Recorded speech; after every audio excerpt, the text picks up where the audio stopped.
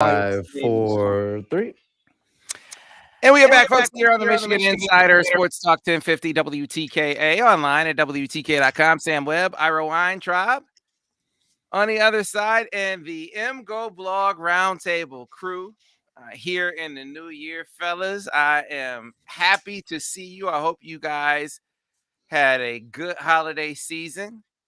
Hope the New Year's off to a really good start. The Orange Bowl notwithstanding, of course, but hope everything else is going well. Start with you, Brian Cook. BC, how you doing? I'm all right. Seth Fisher, how are you, my friend? Yeah, man. Other than that, Jackie, how was Dallas?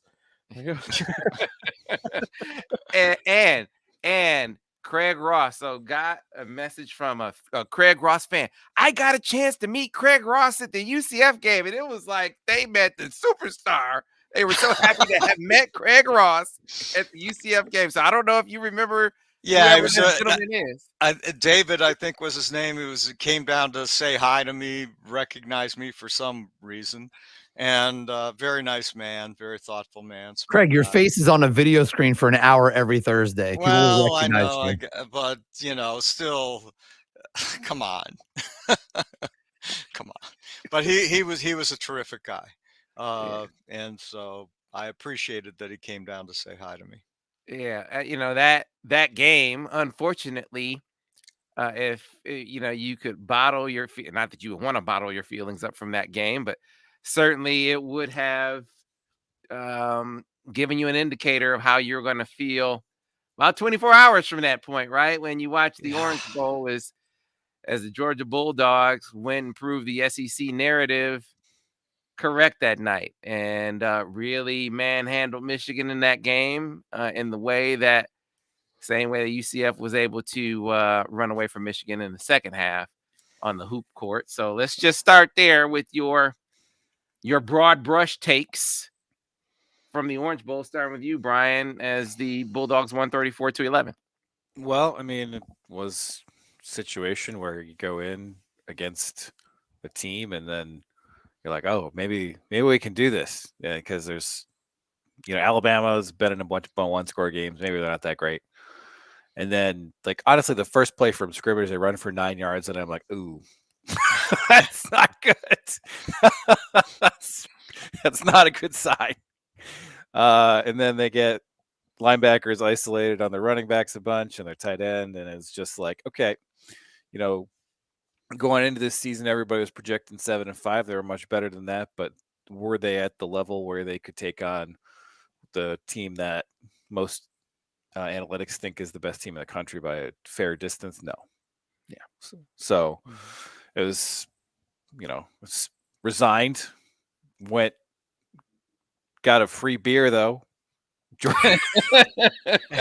Georgia fan was sitting next to me and I was like, hey, I'll buy you a beer. I was like, all right. This Georgia fan is getting a lot of free press for $16. I need one right now. At least the Georgia fans were nice. They have ladies who scream "Go Dogs" a lot, which is kind of annoying. But other than that, they're pretty good. I have plenty of Georgia fans take huge pounds of flesh, and they deserve to. With me after that game, but I came away really impressed with, at least in this game. I'm not making any sort of grandiose sort of assessments beyond that game on Stetson Bennett, but Seth, I thought Stetson Bennett, I don't know what you thought of him heading into this game, but I thought that guy played terrific. I think all of Georgia did. I mean, that I don't want to just put it on their one quarterback, because Georgia was really well prepared for Michigan. I mean, you gave them the opportunity to scout all the things that Michigan does. And I think this just goes into what Michigan is and has been under Harbaugh. We're really good at throwing a lot of looks out at you, right? And now the defense is coming to that too. Mike McDonald likes to have a lot of, you don't know if he'll be in the 4-2 or the 3-3 or where he's going to play or what the rules are going to be for Aiden Hutchinson any given week. But if you scout them long enough and prepare your team long enough, they can get those things down. and Georgia had us down. There are a lot of little minute things that are coming out in UFR as I'm doing it now. I can't really get into them all on radio, but like you guys all remember the big quorum run against Iowa, right? And how that went down, and that started with a zone read by McCarthy. Well, Georgia, if you go watch, they ran the same exact play against Georgia in the first quarter, and when they do it, number one, there's one less player for the defense than Iowa had. Iowa brought their safety down. Georgia left their safety high. They're like, we don't even need that guy. And when he goes to read the edge, he's not reading some Iowa linebacker who's going to like flail and swing his hand around trying to grab a guy. He's reading Nolan Smith, who was the number one overall prospect on the 24/7 composite in 2019. Nolan Smith is going to the NFL very soon, I'm sure, and like that's the guy you're reading. And then he tried that guy on the edge the next time because that guy shuffled and you can't get around him either. So Georgia has talent that Michigan has not seen this year, including against Ohio State. And they were prepared for Michigan. And when you combo those two things, you really got to have a much better game plan. I don't think we did. Yeah. I mean, for me, the weekend was more social in some sense. I mean, we went to the UCF game, as Sam noted, and I didn't realize UCF has 71,000 students, and it's the city itself is sort of its own, or the campus itself is sort of its own little city, and it was quite interesting there. There was about 40% Michigan fans at the basketball game, I would say, which stunned me, and I think it stunned the UCF fans as to how many Michigan fans actually showed up to that game, and a lot of Michigan fans were doing the same thing we were, which was the midnight, well, what I was calling the midnight ride to Georgia, down to Miami after the game. I found the Georgia fans to be incredibly thoughtful and nice and pleasant. I mean, I guess it's easy when you're pounding someone, but again, coming into the game, I think they were shot. I think it was probably 65% Michigan fans. And Yeah, man. I mean, it was certainly more Michigan fans than Georgia fans. And on the first drive that Brian was referencing, was at our end of the stadium. It was loud.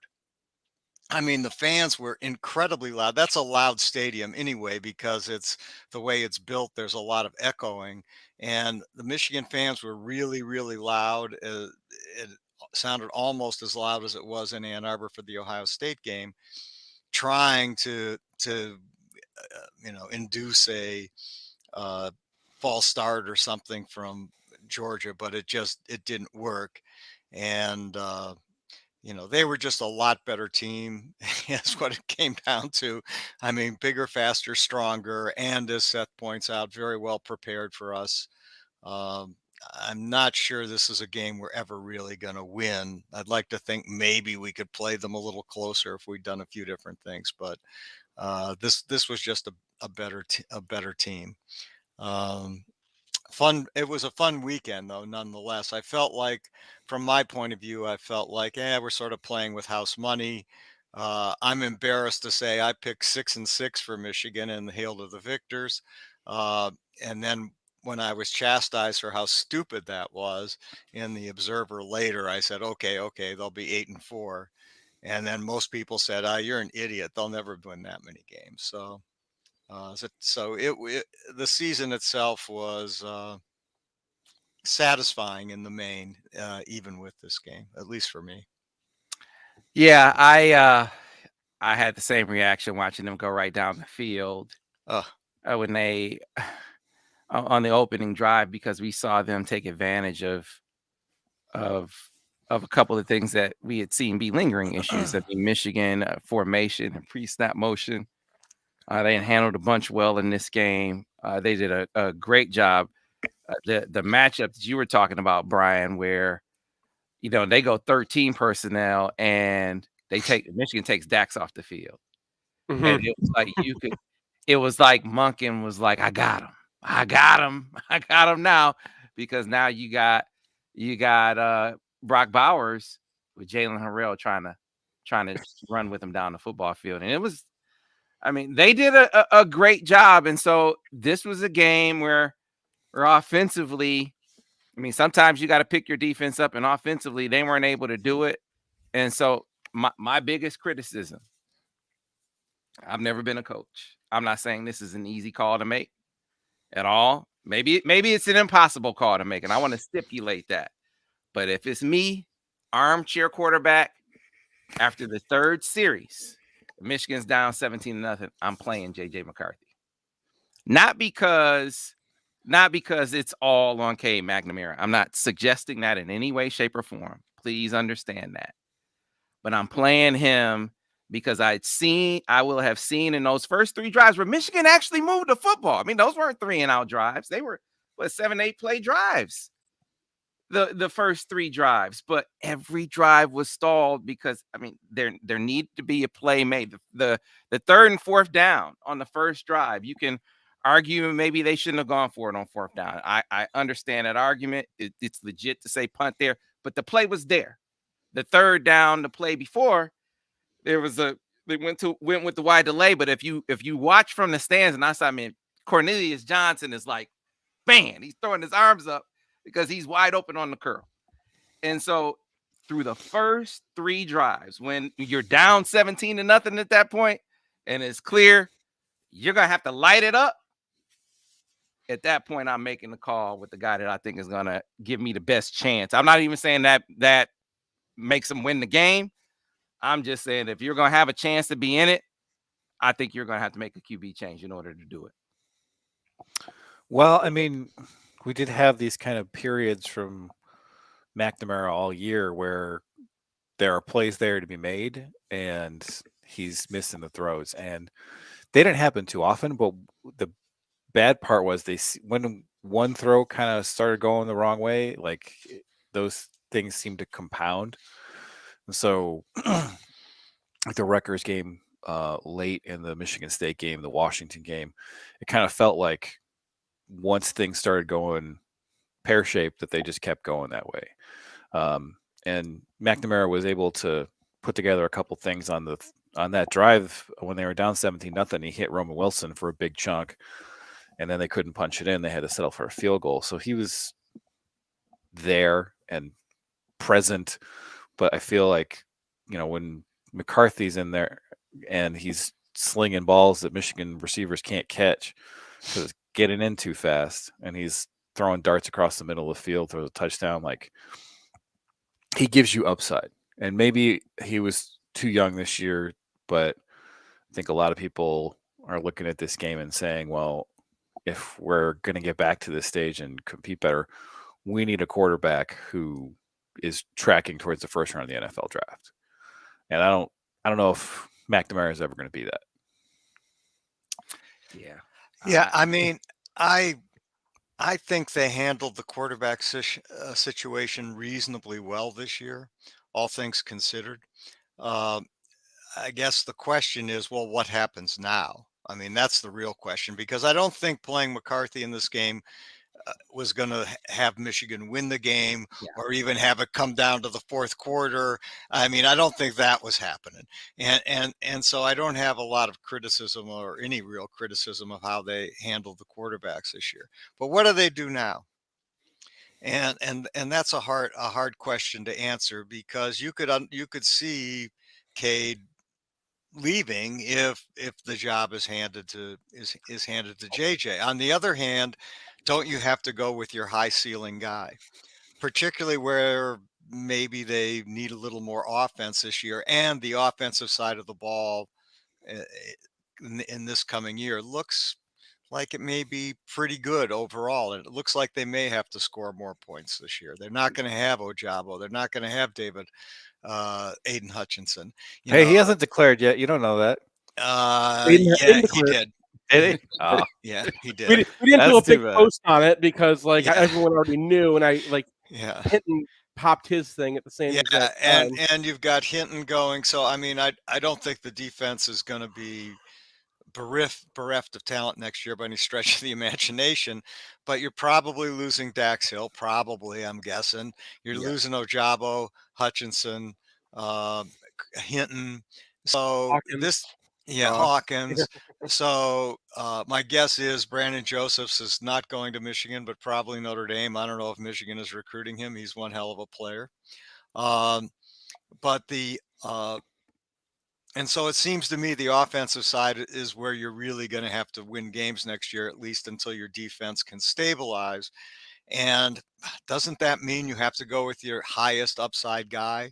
And even if JJ is a little less consistent and is a little more error prone than Cade, isn't that the direction you can envision the coaches going on? I mean, and so I don't know. I think everyone thinks that it's a pedestrian idea, but I think I really don't think it's that hard. Yeah, that's what I mean. Just my person. Now, I also don't think you could just hand it to JJ. No, he has to win the job. Yeah, he has to win the job, but you have got to make it a competition. There cannot be strict deference to the incumbent, because granted, he was the pilot of the ship of a Big Ten championship winning team, and that's no small thing. And I don't mean to minimize that, but they're gonna have to win games differently next year. They're gonna have to be more quarterback dependent. I mean, you could see the difference in how much they were willing to put on their quarterback just in the play. Look at what they did with Stetson Bennett. Stetson Bennett had 13 RPOs in the first half of that game. In the first half of the game, and Michigan is not putting that many RPO. I mean, when Gaddis first got here, they were RPO all the time. McNamara is terrible at him. Yeah. I mean, McNamara, that's the thing. He's terrible at. He's not a good reader. He's not a good zone reader, and he's not a good RPO reader. I mean, the last thing in the world that I'm worried about is Jim Harbaugh, if he's still here, making it a competition at quarterback. Like that I'm not. I have no fear. I have perfect faith. Whoever's coaching Michigan football, that they're going to make it a QB competition, because they seem to like competition in this program. But the first drive against Georgia was like teach tape in McNamara's issues. He doesn't make great reads in RPOs, so they don't really have that option to them. They don't have that option to them in the zone read game either. He's too short. He got a ball batted, and that's a first down to Schoonmaker on third down, right? But he's short. But see, on that play, see, he passed up. And this is another thing that I don't want to make it sound like we're piling on, but you could see it from the box. Cornelius Johnson throws his arms up because he's like, man, and so it was downfield against zone. He checks that down. He just checks that down. Those of us watching on TV got to see nothing, because ESPN zoomed in to between the tackles, and I'm about to get some all 22 film finally so I can watch this game. Yeah, they showed the all 22 that on TV. They actually showed the all 22 version that if you weren't watching that, then you didn't get to see the game basically. And I was watching I was watching at Matt Demmer's house actually, and there were families around, and it was just. The opportunity was not really there to have the all 22 on as well. Yeah, you mentioned the batted ball. I thought you were talking about the one where I think it was Hassan Haskins in the flat. Mm-hmm. Yeah, man. See, now it should have been picked up. So we got to talk about the offensive line, guys. I mean, that was a bust on the offensive line. There shouldn't have been pressure in his face. But if he's able to get the ball over that blitzer, man, it's 2nd and 16, and the dude's gonna run for 30. At least there's no one on him. There's no one on him. Looking, I was of course, in the end zone, which gave me a little bit better view on that. And I thought that was a chance that's a touchdown, because there's one guy between. I think you're right. I think it's Haskins, between Haskins and the goal line. I like my odds on that one. And it's just again, it's not on him, because they did not have. I mean, the protection was not nearly as good. You credit Georgia. I don't know. I also don't want to make it sound like Michigan was just making all these mistakes. Georgia forced these mistakes. Nakobe Dean is unbelievable. That dude is a ball player, which was clear on film, is clear in person. But you needed more playmaking ability at the quarterback position to even have a chance in this game. You probably still don't win it, to your point, Craig, and I'm not suggesting they would have even be in it. I think you had to have more at that. You need to be able to match what at least what Stetson Bennett was doing, which I got to eat crow on that. I absolutely thought that Michigan in the battle of the quarterbacks, even though they don't play one another, I thought that Michigan was in better shape, and Stetson Bennett came out, and he had to even surprise their fans, Brian, because their fans heading into this game, they weren't talking up Stetson Bennett like he was that guy. He played like that guy in this game. No, I think he probably hit every deep shot he took in this game. Was as that if he missed one, it was like one or two. And he's a guy who exists as a game manager, and he played out of his mind, and so that led to a 27-point first half. And yeah, I think that there is a version of this game where Bennett plays more to his level over the course of the season, and Michigan sticks in it longer. And then hypothetically, in that case, if you have JJ McCarthy in there playing well, then you might be able to pull off an upset, but not against that Stetson Bennett. No, sir. I mean, to your point about like the kind of things that McCarthy lets you do, just the ability to have that guy be your runner 4 or 5 times a game really changes the amount of stuff you can do on the ground, and it changes how effective you can be in the red zone. And I love Blake Corum, but there's a reason Hassan Haskins was the short yardage back this year, and they don't really seem to have a guy who's going to fill that role. I mean, maybe Dunlap comes through and becomes a short yardage back. I think he's supposed to be a bruiser, but I think that there's going to be a pretty big downgrade from there just because Haskins was so good at creating 2 yards out of no yards. And so having that run threat from the quarterback position is something that I think Michigan is going to need to do if they're going to maintain any of that short yardage ability next year. One other thing, though, even though, yeah, they will, I mean, I'm obviously a huge Haskin fans, and that will be something they don't have, or will be somewhat of a downgrade next year. On the other hand, I think Donovan Edwards adds a new dimension in the pass game, particularly with JJ McCarthy. I mean, now you've got a guy who is a good running back from what we saw. He looked pretty good, but who's also a phenomenal wide receiver and a guy who can also throw it.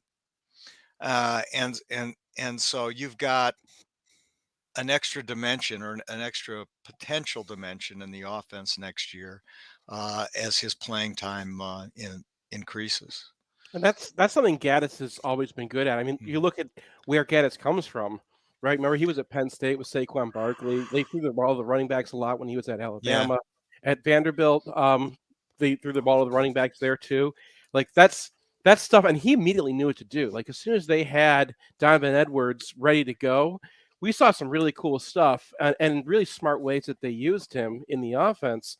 And I'm sure that was Gaddis. Like there's a lot of times where we're like, oh, that's Harbaugh running the offense, but that was vintage Gaddis stuff. And I think that you're going to see a lot of that next year. I absolutely agree that Haskins is a huge loss. You can't lose a guy like Hassan Haskins. He was a way better running back than anybody ever imagined he was going to be, except for Craig Ross, who like saw his friends in film, was like, this guy's awesome. But I mean, you're not going to replace Hassan Haskins, no matter if you go to the portal, if you get another guy at in February or whatever. You're not going to replace Hassan Haskins. I do think that if people watch this Georgia tape and they try to apply that to playing Michigan next year, you're just going to get beat. Georgia got away with what they got away with because they could play that way. They had 2 safeties back, and that changes the way that you can attack them. Michigan was a big play team this year, right? I think we had more 50-plus yard plays than any other team in the country. Well, you can't do that if a team can leave 2 safeties back all the time, but they don't. When you play Michigan, we force those safeties to come up, right? They have to stack the box against you, and Michigan invited that because they had Haskins who would get them 4 yards, even if he does run into a safety at the 1, right? But if you can't get that safety to come down because they can guard you anyway, because they got Nakobe Dean and all these other monsters up front, I mean, no one else is going to be able to do that. I mean, no one else can be like, oh, I got Nakobe Dean. Yeah, that dude was a ball player. I mean, he tracked Blake Corum down. I know. Yeah, that was the moment where all hope fled my body. Like that's like ideal. That's what you want. You have Blake Corum running a swing pass against a linebacker in man coverage. That is an RPS win, and that's a 2-yard tackle for loss because of Nakobe Dean. And I'm just like, well, now I know what it was like to be a fan of a team playing Devin Bush. Right. It sucks. I don't like it. Yeah, I mean, the comparison to Dean to Bush is a good one. I mean, those guys are very similar players, just phenomenal linebackers. Aiden Hutchinson to Gobi Dean in the first round. Let's go. Let's go, Lions. No, don't do it. Take anybody except Aiden. Take Kayvon Thibodeau. He's much better, and I don't care about his career being wasted with the Lions. I hope you're wrong, Brian Cook. But hey, I do want you guys and you sort of alluded to this a little bit already, but your overall, this was a disappointing finish to the season in every respect. Georgia won every aspect of this game, as I've been saying. They from players to coaches, offense, defense, they won every matchup. So give them credit. Certainly, Michigan didn't play its best game, but Georgia had a lot to do with that. That being said, I want your perspective on the season. This was a disappointing finish, but are you disappointed in the season? Who would, if you find one Michigan fan who's disappointed in this season, you send him to me and I will put him on the first bus to Mars. Well, who's gonna bus to Mars? Yeah. I'll hook up with Elon Musk. I'll be like, Muskie, I got an astronaut for you. I call him Muskie because we're bros.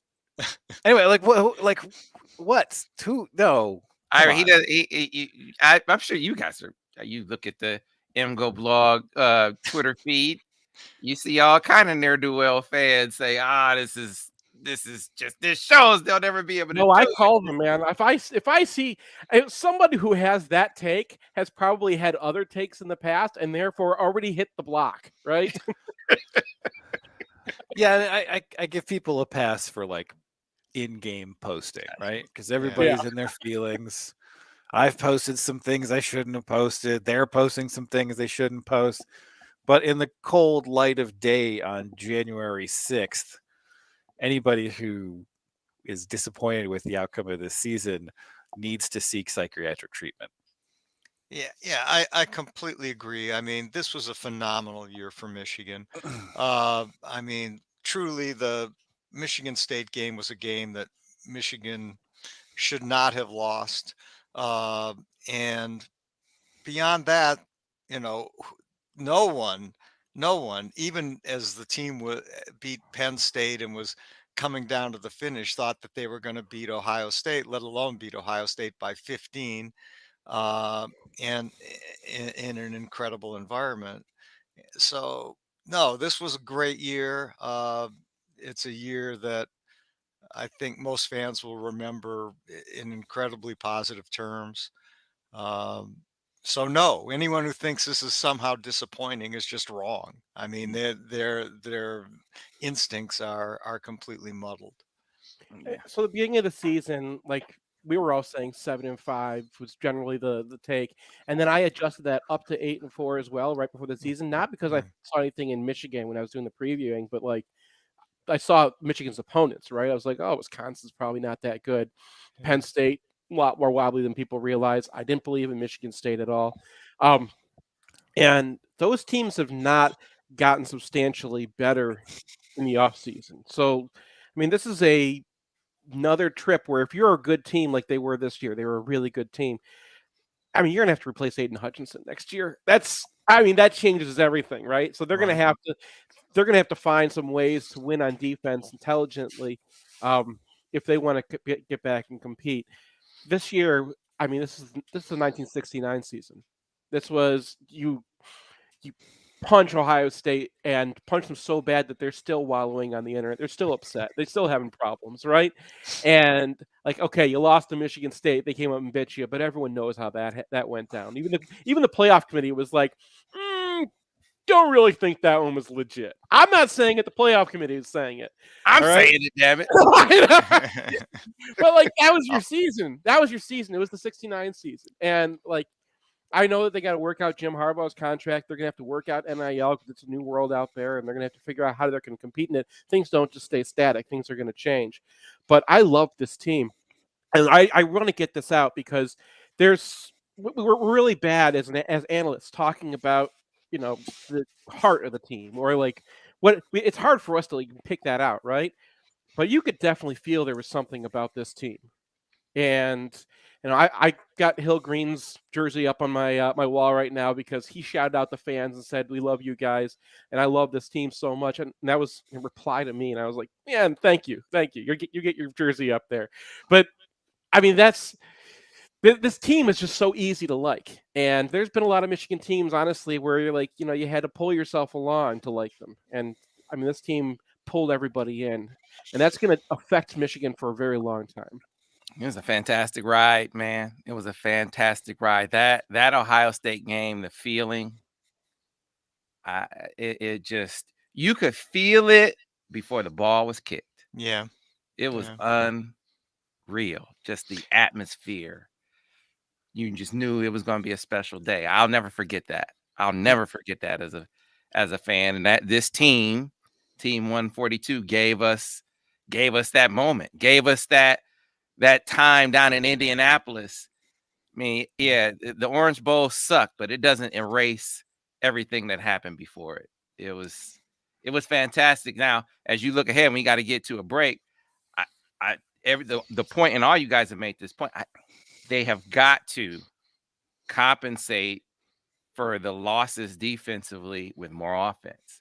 By more offense, I mean, I think they're going to have to be more diverse. I don't think they can score as many points as they need to score playing the same way they played this year. They could play offense the way they played this year, and I think still be wildly successful. I just think they got to put more points on the board, and I think that demands more diversity offensively. It demands more playmaking at the quarterback position. And I don't want to discount Cade McNamara's ability to maybe do it, because who had Stetson Bennett beating out 5-star JT Daniels, right? None of them did. Hell, you still had Georgia fans saying JT Daniels. So, hey, with experience under his belt, another offseason, maybe Cade is able to beat out JJ, but there needs to be a competition to really shake that out. I expect there to be. I think number 9 is going to be hard to beat, personally. Just my opinion.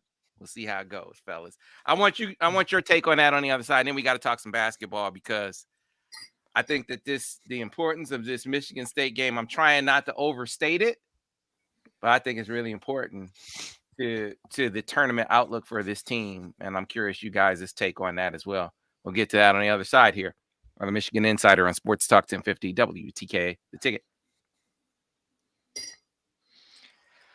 Clear on the radio. Yeah, so have you guys heard any details about what happened in the handshake line at Rutgers? No, I've heard nothing about it. I mean, Juwan said he was turned the other way. Martelli said he didn't know. I mean, hell, Martelli knows and Juwan knows what happened, of course, but they're not going to say it.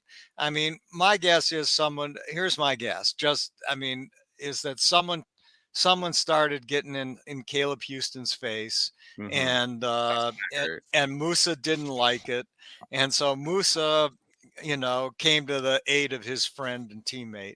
And that's my guess. Yeah. And what was said, we'll never know. But, the game probably said that's not a 5-star. Yeah. I turned it off with like 30 seconds to go, so I completely missed this. Yeah, that's what I heard happen, that Ron Harper had been chirping the whole game. Yeah, he was talking. He was talking the whole game, and then he decided he had some more things to say in the handshake line to Caleb, and Musa wasn't buying it.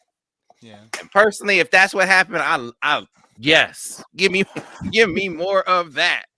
Yeah, as long as Musa doesn't take a punch at someone, I was okay with it. I was okay with that too. But you don't want, you don't want that. But I mean, I think this team could use a little bit of that.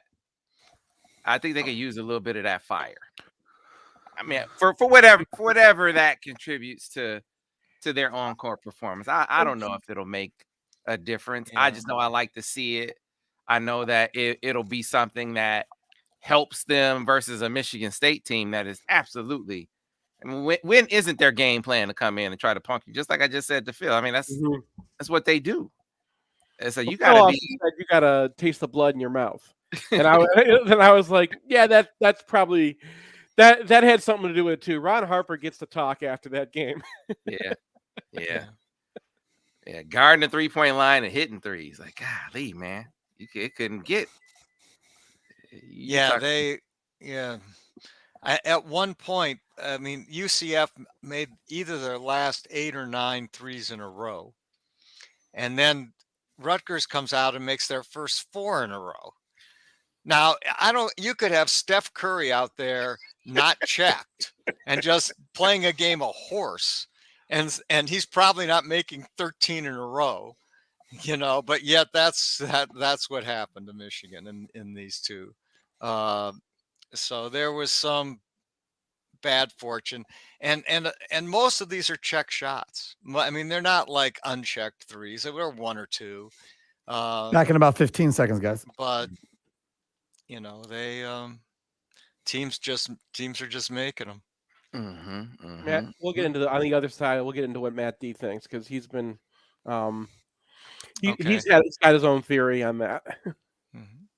All right, guys, coming back on radio. Stand by. Back in 5, 4, 3. And we are back, folks, here on the Michigan Insider Sports Talk 1050 WTKA, online at WTK.com.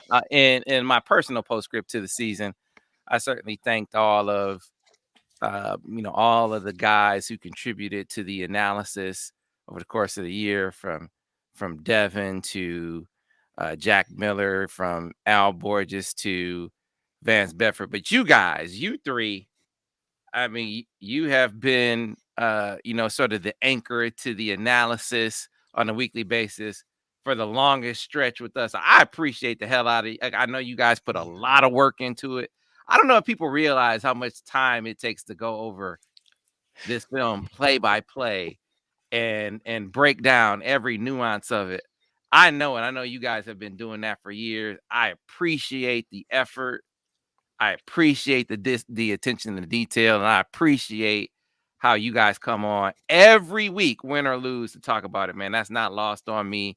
And so I wanted to tell you guys that appreciation will never go away. So thanks for doing it again in this second most fantastic year since I've been watching Michigan football. So appreciate you guys. Sam, thank you. Thanks. That's incredibly kind.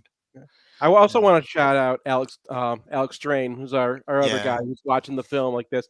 He took over for me for the faux film, the watching the other team. And every week he was pointing out something that, like, when you went and saw the game, you're like, oh yeah, that's exactly what they do. Sometimes even things that our coaches didn't see. So I mean, he's been really great, and I'm really excited that we got him on board. Yeah, Alex is incredible. I mean, he's obsessive. He loves sports. He loves Michigan sports. I think he came in with you guys as primarily a hockey guy, but he was a dude sitting next to us on MGO Radio when we did the live show. Sitting there, he was just in charge. Yeah, he took over for Morris Fabry. Well, I did a podcast that you guys put up on MGoBlog with Alex and Dave Nasternak, and I was stunned. Dave said he wanted to talk tennis, and I said, okay, I can talk tennis. And so I was stunned at how much Alex knew about tennis. I mean, he's a stone cold tennis expert. Oh, and don't hear him on the Lions either. We could he talks Lions? Oh man, we got to get together with Alex, man. I want to be a part of the Lions thing, especially if they take Aiden. Aiden, we got to get a Lions show started. Alex, come on, man.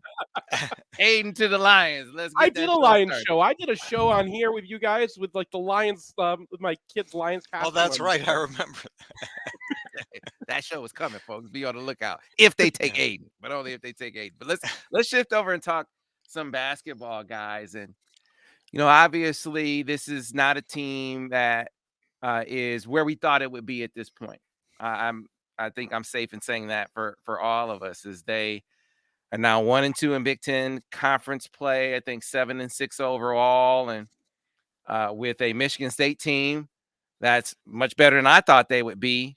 And as Michigan sort of fights for tournament viability, I think it's fair to say. And then you look at the rest of the Big Ten.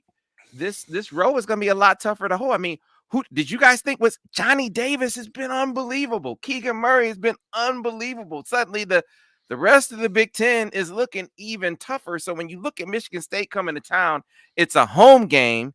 What marquee wins do you have on the schedule or on your resume so far?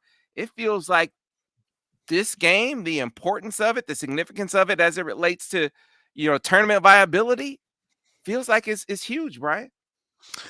Yeah, I mean it's obviously huge. They're really up against it now. They came out of the non-conference with like 0 quality wins. They've lost to Rutgers. Like I think it's going to be a very hard road to get to the tournament.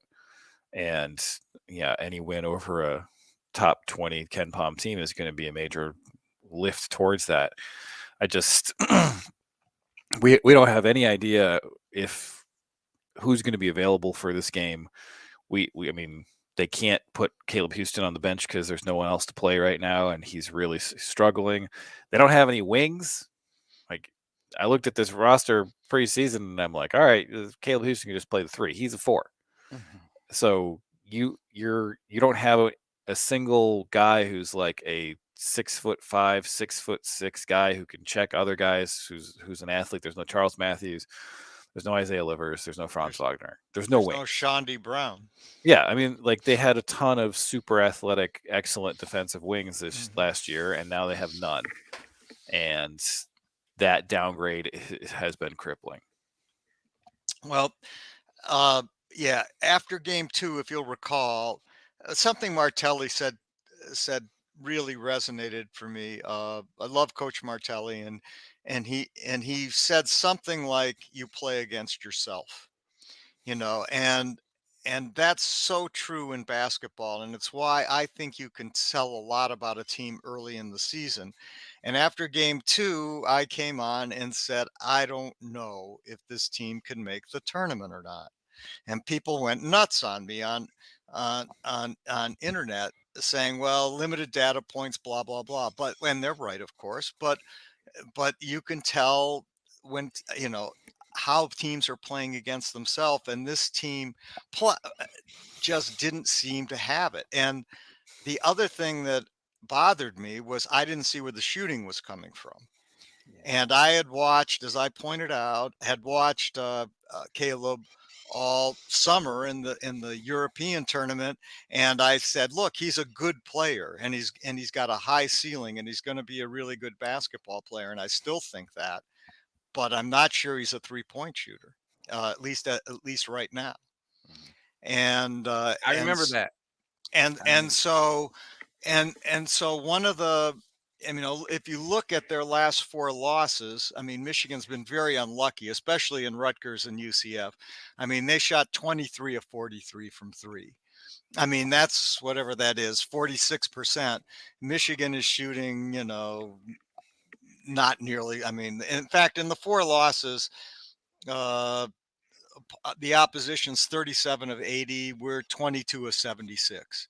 So that's 45 points we've lost from the 3-point line, and that's just not something that's conducive to winning games. And so even if everything else is good, you're still losing points right and left from the 3 line. Some of that's bad luck. Some of it's the fact that Michigan just doesn't shoot it great from 3, and they're not a consistent 3 shooting team at all. And I don't know where that offense is coming from right now. And then you've got the defensive issues. I mean, they're trying hard. This isn't a question of not trying, but they've got limitations, particularly, well, actually, really, at the point and at the wings, on keeping guys in front of them. So, I mean, yeah, you're right, Sam. I mean, if they're going to make the tournament, they got to beat Michigan State. Anybody think they're really going to beat Michigan State? And I've watched Michigan State a lot. I mean, the kid from Ipsy is phenomenal. And Izzo's finally not yelling at him, and they're playing him. And the less he gets yelled at, and the more he plays, the better he gets. What's it, Gabe Brown? That kid is good, and they've got a good defensive team, and they're going to smack you in the face because that's what they do. Are we going to beat that team? I don't. Even in Ann Arbor, I don't know. We're going to have to shoot the ball. Yeah. I You mean, look I at don't the know. slate. You look at the slate. I mean, Michigan State, Purdue, and Illinois. Like, golly. Whew. It's a Yeah. really, really tough stretch here. I mean, Yeah, I mean, I mean, to me, Ken Pom has Michigan going 16-14 with 10-10 in the Big Ten. I'm having a hard time seeing 10 wins. But even if they do finish 10-10 of the Big Ten at 16-14, are they going to make the tournament on that? I mean, I'm Michigan's skeptical. been 16 underperforming. and 14, I KenPom. don't think so. Yeah. Michigan's underperforming KenPom because KenPom uses predictive models. KenPom uses Yeah. the fact that, like, their teams are not going to be making 8 threes in a row all the Yeah. time, and there's truth to that. Michigan's been a little bit unlucky, especially the last 2 games. But Mhm. it's also, I mean, you look at some of their stats; they are dead last in the country in turnover percentage. That's part of Michigan's DNA, right? Michigan doesn't force turnovers. Michigan's going to let you shoot the Right. ball. They are one of the worst teams in the country at, or one of the best teams at preventing assists, right? Because you don't have to pass the ball. You don't have to create. You just get your matchup and then move the ball around, and Caleb's going to miss a switch, or Devontae Jones is not going to know where to go all of a sudden, and boom, you got an open guy at 3, and then if he's not open, they still shoot over you. And how many times have we seen contested shots? Well, those shots are contested, but Eli Brooks is only going to get so high, and only going to get so he can only get so close to somebody who's 6'5". Goes back to what Brian's saying. We don't have those athletic wings out there who can take away those shots. Most teams, you get the ball out there and you're contested, you don't even put that up. Michigan, you're going to put it up because you can see over him, and that's Michigan's got that DNA problem, and they're going to have to look at themselves and say, "Who are we?" Maybe you do let Devontae Jones go out and try to steal the ball now because, where else are you getting defense from him? Maybe Caleb Houston has to be a 4, and he uncovers up Jackson or something, or get one of these young guys into the rotation so that you have some of that lineup ability to match up with these guys. The way that we're constructed right now, the scout is way too easy. Everyone's using the same exact strategy. Just shoot over them. Yeah.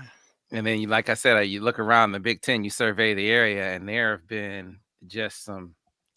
I don't. Did either you guys see Wisconsin or Iowa see the emerging stars that they have coming? I know that the Iowa people were saying Keegan Murray was coming, but who really believed him, right? I did. You did? Yeah, you saw Yeah. Keegan Murray last year, and you're like, that guy's going to be a star. Yeah. Jonathan Davis came out of nowhere for me. I still don't believe that he's that good. But yeah, Keegan Murray, He you can is. see it. Yeah, I'm just making a joke. But Yeah. yeah, Keegan Murray last year, he was just like, yeah. Next year when Luke is gone, they're going to be relying on this guy, and they're going to be excellent. Well, he's going to be excellent. They're still not going to play any defense. Yeah, they're still not going to play any defense, but they're still a really good offensive team. Of course, they're almost always are a good offensive team. Yeah, they lost Wieskamp too, right?